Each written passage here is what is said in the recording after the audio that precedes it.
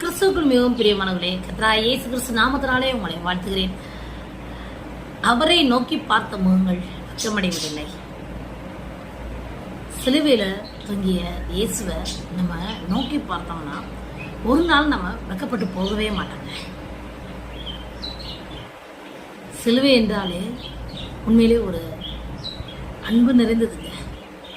அது அன்பு நிறைந்தது மாத்திரம் இல்லைங்க, வல்லமையுடையது.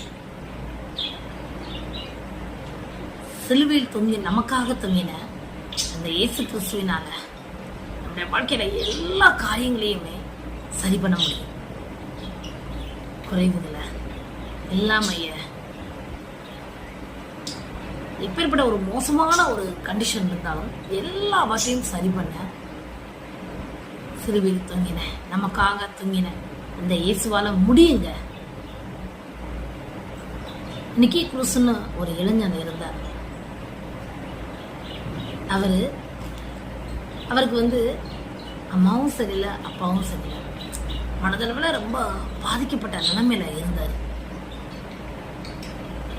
அவங்க அம்மா பார்த்தா ஒரு பெரிய சூனியக்காரி மாதிரி இருந்தாங்க. அவனை ரொம்ப கொடுமைப்படுத்திட்டாங்க. இவனுக்கு அங்கிருந்து எப்படியாவது நம்ம தப்பிச்சு போயிடணும் அப்படின்னு ஒரு எண்ணம் வந்ததான். அங்கிருந்து தப்பிச்சு போனானா. அமெரிக்காவில் நியூயார்க் தேசத்துல அவன் இருந்திருக்கான்.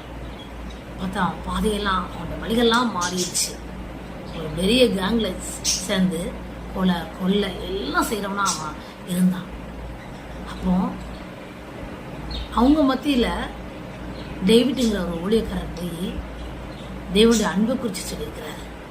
அப்போ அந்த நிக்கியை பார்த்து சொல்லியிருக்கிறாரு, நிக்கி, இயேசு கிறிஸ்து உன்னை நேசிக்கிறார், அந்த சிலுவையை நோக்கிப்பார் அப்படின்னு சொல்லியிருக்கிறாரு. எனக்கு நான் செம்ம கோவம் வந்துருக்கு. ஒழுங்கா மரியாதைய பேரு உன்னை துண்டு துண்டா வெட்டி போட்டுவேன் அப்படின்னு சொல்லியிருக்காரு.